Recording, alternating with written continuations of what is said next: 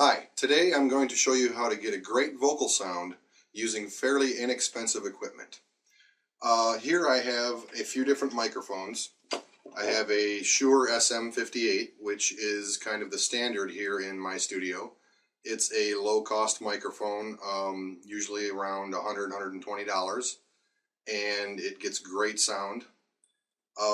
Another one is the Shure SM57, about the same price, but this one seems to work a little better on drums than it would vocals.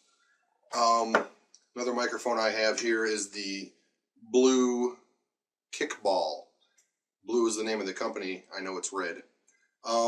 This is more for a kick drum, and it's a powered microphone. It requires phantom power, so we won't use that. What I am going to use is this phonic microphone that came with a $400 DJ kind of PA that I purchased. It was a free gift with that PA. So being a free gift and the fact it has an on-off switch, that's usually a giveaway, is telling me that this is probably not the quality of the rest of the microphones that I have. So we're going to try this one and try to get a great vocal sound out of this one.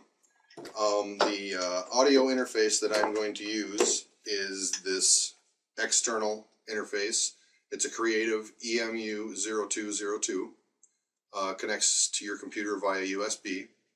So we'll use that. And one of the keys to getting a great vocal sound is hardware compression. Now I have quite a few hardware compression units just laying around because I've been in this business my whole life.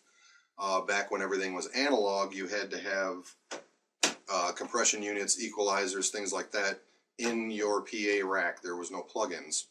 So some of these units that I haven't used in years, I have an Alesis dual channel compressor that was laying on my shelf, a very old symmetric dual gated compressor, a Rocktron compressor. But what I'm going to use is my Boss ME50 guitar processor. And what I'll do is turn off all effects, all distortion, all equalizing, turn it all off, just get a flat signal, but use the very simple compressor that's on it. The compressor here has two knobs. One is called sustain, the other is called level. The sustain knob is how much compression do you want, and the level knob is basically a volume.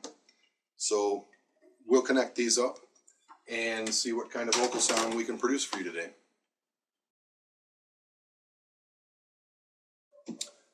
The first thing I'll do is take the phonic microphone and plug it into a microphone cable. This is an XLR on both ends, typical microphone cable. Plug that in, and to plug it into the guitar processor, I'm going to need a 1/4 inch. So I have a 1/4 to XLR adapter here. We'll plug that in, and then plug that into the guitar processor.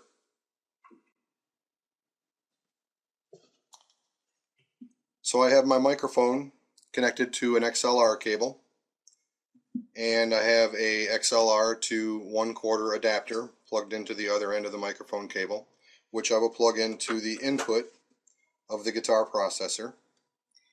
And I will plug a 1/4 inch signal cable, plain guitar cable, into the left mono output of the guitar processor.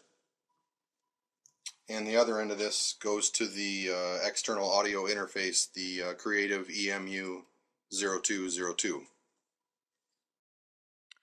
I have Mixcraft open, and I have used some of the loops that come with Mixcraft in the library here, and created a simple blues song to sing some lyrics to demonstrate the how to get a great vocal sound tutorial.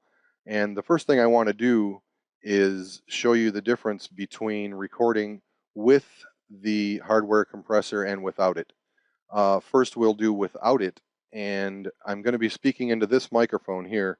This is the phonic microphone, and it just doesn't sound very good. There's a lot of low end, not much high end, so you may have trouble understanding me, which is why I'm explaining first with my headset microphone.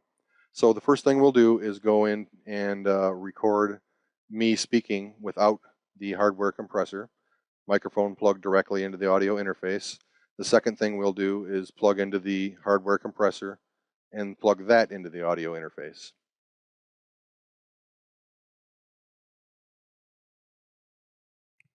Okay, here is me speaking at normal level into the phonic microphone with no hardware compressor. And if you watch the indicator on track 7 up there, if I yell, hey, it clips. And if I hit record, you can see that the waveform is barely showing up as I speak in my normal voice.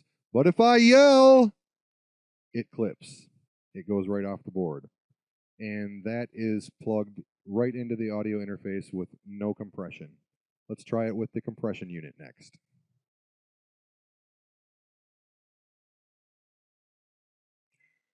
Now we are plugged into the compression unit, and you can see that my regular speaking voice there on track 8 is about the same when I'm speaking or when I'm yelling. The compressor keeps it from clipping. So what I'm going to do is record a little bit as I speak on channel 8 here, track 8. And I'm speaking to you now, and you can see that the waveform is pretty steady as compared to the other track. And if I yell right now, it doesn't change, which makes your vocal recording sound much more professional.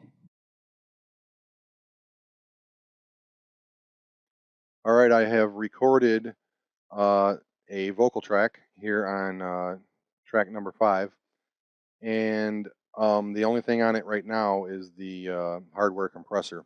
As you can see, the waveform is fairly steady all the way across, and I know in the second verse over here that I started getting pretty loud, and you can see that that's not any higher of a waveform than this is. So the hardware compressor did its job, and that's the first part of getting a great vocal sound. So I'm going to play this for you a little bit. Please excuse the goofy lyrics and the out of key singing that someone did. And you'll notice that the vocals sound very flat and not very desirable for a finished product. Well, I'm waiting on the sunrise, 'cause I guess I'm too blind to see. While my baby's out with some other guy. You can hardly hear the vocals, and it's not because of the level. I could turn them up, but it's because there's a lot of frequencies clashing with bass frequencies and guitar, piano, bass drum, things like that. So we're going to tweak those up and give this vocal a much better sound using some plugins.